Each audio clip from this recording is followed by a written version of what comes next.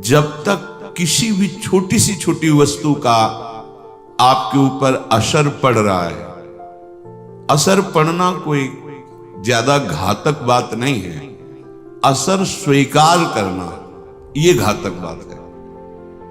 आप समझ रहे हैं? सृष्टि में सब कुछ है, ना उसके बढ़ने से आपको कोई सुख मिल रहा है, न नष्ट होने से सुख मिल रहा है। आपका जहां अपनापन स्वीकृति हुई उसी का असर आपके ऊपर है।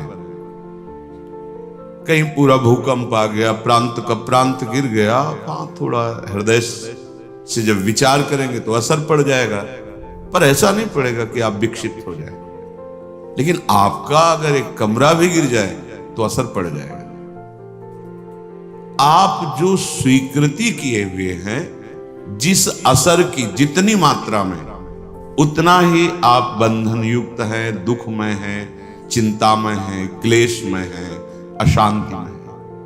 ये बहुत खास बात है। साधना का मतलब है पूरे विश्व ब्रह्मांड में भगवान की जितनी रचना है, इसका असर न रह जाए आपके ऊपर। तभी तो शांत भगवदाकार मुक्ति, वो आप हैं। ये आपका स्वरूप वर्णन किया जा रहा है। नित्य शांत आनंदमय अभाव रहित परम सुख राशि। ये असर विवेक के द्वारा बेअसर किया जाता है। जब आप सत्संग सुनते हैं, भगवान नाम जप करते हैं, भगवत आराधना करते हैं, तो आपकी बुद्धि परम पवित्र हो जाती है।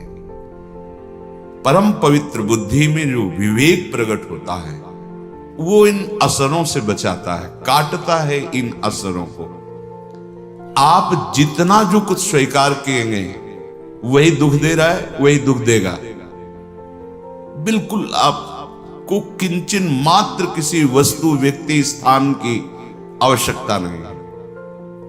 आपकी बुद्धि मलिन होने के कारण ये बात स्वीकार नहीं कर पाएगी कि आपको किसी भी वस्तु, व्यक्ति, स्थान की आवश्यकता नहीं है।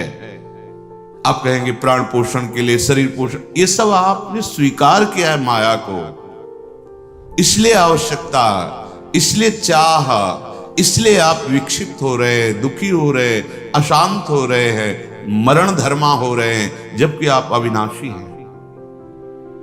नहीं, आपको ब्रह्मबोध की बात तो, भगवद अंश तो हैं आप, भगवत दासत्व को प्राप्त करने का अधिकार तो है। आप इस असर पर ध्यान दीजिए।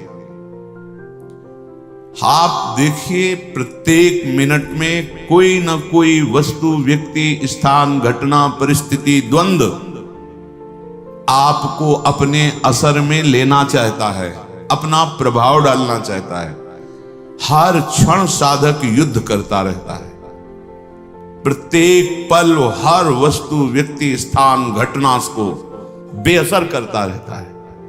तभी उसको इस बात का परम लाभ मिलता है कि वो स्वराज्य सिंहासन पर विराजमान हो जाता है। स्वा, जो हमारा स्वरूप है, शंकर सहज स्वा, रूप संहारा, लाग समाधि, अखंड अपारा, अखंड अपार क्षमता भरी सुख वृत्ति उसके हृदय में उदय हो जाती है। हम कभी प्रभु से विलग नहीं होंगे, अब भी प्रभु से विलग नहीं है, आगे हमें कोई नहीं कर सकता। ये हमारी गलती है। हम स्वीकार करते चले जा रहे हैं मायाकृत असर को। ये अंदर बैठा लिए आप, देखिए आप, जिस असर को आप जितना जोर देंगे स्वीकृति में, वो उतना ही प्रभाव डाल देगा। ये बड़े बड़े काम, क्रोध आदि शत्रु ये असर तभी दे रहे हैं जब आप इनका असर स्वीकार कर रहे हैं, अपने में अभाव मानकर। इनके द्वारा इस भाव में सुख मिलेगा, इस असर ने आपकी दुर्गति कर दी। अपने लोगों को आंतरिक विषय, ये सब चिंतन का विषय है। जो भगवत शरणागत जन होते हैं, उनके चिंतन में भगवान देते हैं। ये भगवत प्रदत्त प्रदत्त बात है जो आपको सुनाई दे रही है। असर, हम काम भाव में सुख देखते हैं तो काम का असर आ गया। अहम भाव की पुष्टता, कामना में बाधा, क्रोध आ गया। संसारिक भोगों में सुख मिलता है इसलिए रुपया की आवश्यकता, लोभ आ गया। ये सब हमारे परिवार के प्यारे जन हैं, अंदर विराजमान प्रभु को न जानते हुए शरीरों में मोह हो गया। जो भी गुण वृत्ति आपके अंदर जागृत हुई, अभिमान कर बैठे। क्रिया को अभिमान के द्वारा स्वीकृत, मैं करता, जो वस्तु भोगी मैं भोगता, ये मेरे से आगे निकला जा रहा, मात्सर्यता, ये माया के जो प्रधान दोष हैं, इनका हमारे ऊपर असर तभी पड़ेगा जब हम इसको स्वीकार करेंगे। स्वीकृति अस्वीकृति से काटी जा सकती है, पर ये स्वीकृति बिना भगवत स्वीकृति के तुम्हारे में सामर्थ्य नहीं कि इसे अस्वीकृत कर सके, इसे नकार सके, इसका असर आपके ऊपर ना पड़े, ऐसे तुम्हारे में सामर्थ्य नहीं है। खो चुके हो, स्वरूप को भूल चुके हो। इसलिए पहले स्वीकार करो कि हमारा युद्ध केवल इस बात का है कि कोई भी वस्तु, व्यक्ति, स्थान, घटना ये असर न डाल पाए।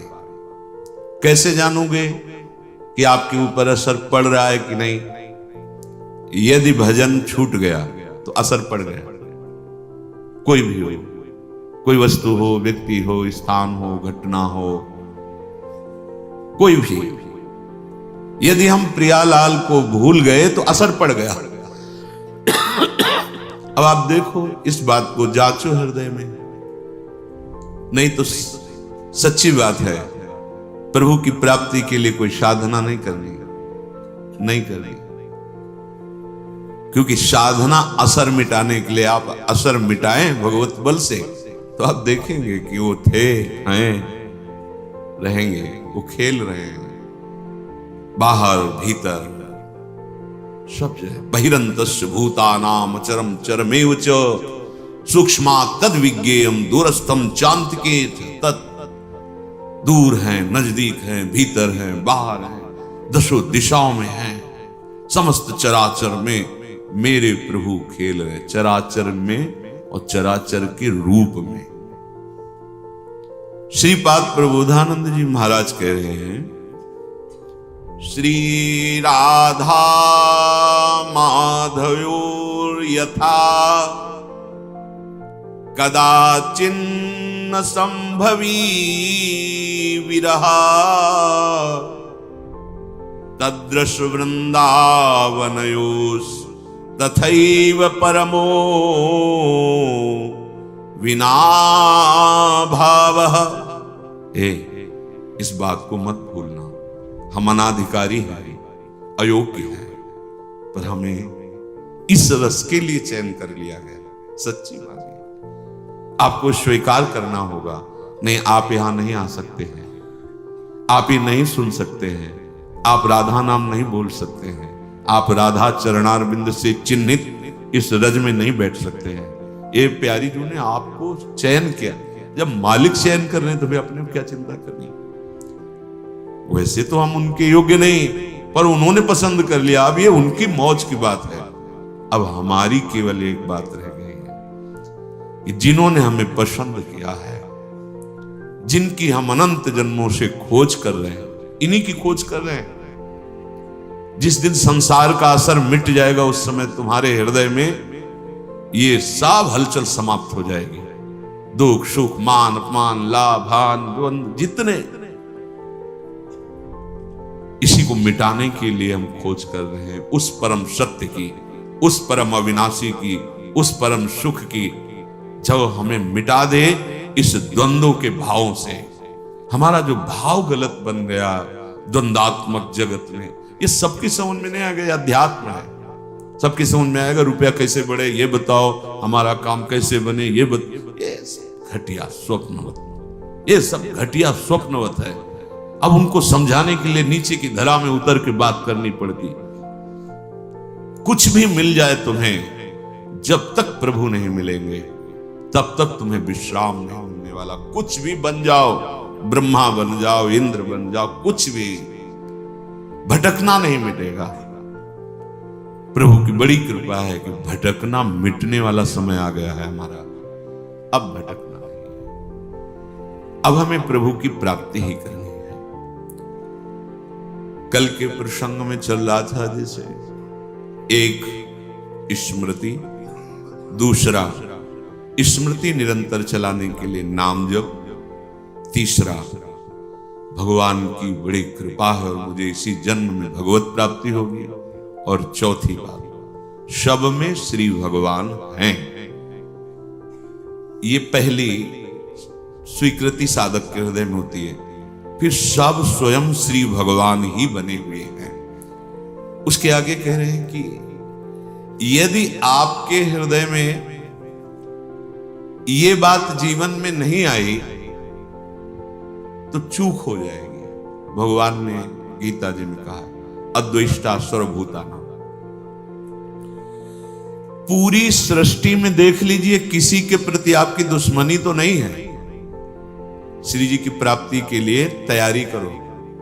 जो कल चर्चा उसके आगे का है विषय, अद्वेष्टा सर्वभूतानां। किसी भी संसार के किसी भी व्यक्ति से तुम्हारी दुश्मनी तो नहीं है। अगर एक से भी होगी तो बिगड़ जाएगी पूरा सिद्धांत हमारा। बहुत सावधानी से सुनो। किसी भी प्राणी के साथ किसी भी प्रकार से यदि मन में तुम्हारे द्वेष बन चुका है, फौरन निकालो। उसका उपाय है, अनुभव का उपाय है। जहां वो सामने दिखाई दे, मन से प्रणाम करो, सर भी झुकाओ। तुम्हें अपना काम बनाना है, वहां भगवान ही है, दूसरा नहीं है। और जब एकांत में उसका चिंतन हो तो तत्काल आंतरिक प्रणाम करो, प्रभु आप मुझे बचा लो, प्रभु आपसे द्वेष हो रहा है। नाथ, आपकी बाहरी ऐसी चेष्टाएं हैं कि मैं समझ नहीं पा रहा हूं और आपसे हमें द्वेष हो रहा है, दोष दर्शन हो रहा है, अंतर और बाहर दोनों से। अंतर में जब आवे तो तत्काल उसको प्रणाम करो, वृत्ति में आएगा वो, और जलन पैदा होगी। बार बार आपको क्षमा मांगनी, मेरे से गलती हो रही प्रभु, मैं आपको ना जानकर आपसे द्वेष कर रहा हूं। बाहर जब सामने आवे, पूज्यपाद सिउड़िया बाबा जी ने कहा जो तुमसे द्वेष करे ना बोले, अपनी तरफ से उससे राधे राधे बोले। राधे वो जो कर रहा है उसका असर आपके ऊपर नहीं होना चाहिए। आपको इस द्वेष का असर काटना है। वो हो सकता है आपके साथ फिर ऐसा बर्ताव करे कि आपको लगे कि अब तो द्वेष पक्का ही हो रहा है क्योंकि हम बार बार प्रणाम कर रहे हैं, ये वैसा ही नहीं। ये बहुत बड़ा भगवत प्राप्ति में विघ्न है। इसलिए भगवान ने कहा अद्वेष्टा सर्वभूतानां। इतना ही नहीं, ये जब बढ़ेगा तो आपका भजन छूट जाएगा। बहुत क्या होता है कि जिससे महापुरुष जन अपने हृदय को देखते हैं ना, वही बात वो बोलते हैं, वही बात लिखते हैं। भजन क्यों रुका? भजन क्यों छूटा? हमारा लक्ष्य क्यों बदल रहा है? ये अंतर के चिंतन से। जैसे कि महापुरुष जन दूसरे के मन की बात जानते हैं, आप इस धोखे में मत रहना, क्योंकि उनके पास इतना समय नहीं है, वहां कोई दूसरा नहीं। अपने मन को देखा जाता है, पूरी सृष्टि के मन की बात जान ली जाती है, क्योंकि कनेक्शन सब उसी परमात्मा तत्व का है। तो लगता है ये तो हमारे मन की बात जान गए। जो ऊंचे महापुरुष है, ये छोटी छोटी बातों की नहीं, क्या सोच रहे हो क्या, ये नहीं। वो बहुत ध्यान देने की बात, बहुत हम लोग जहां चूक करते हैं, ये एक तरह का ऐसा नाशकारी भाव है द्वेष, कि धीरे धीरे आपके मन में इतना फैलेगा कि आपके भजन को छीन कर देगा। चले थे भगवत प्राप्ति, सब जगह अपने प्रभु को देखने, चूक हो रही है।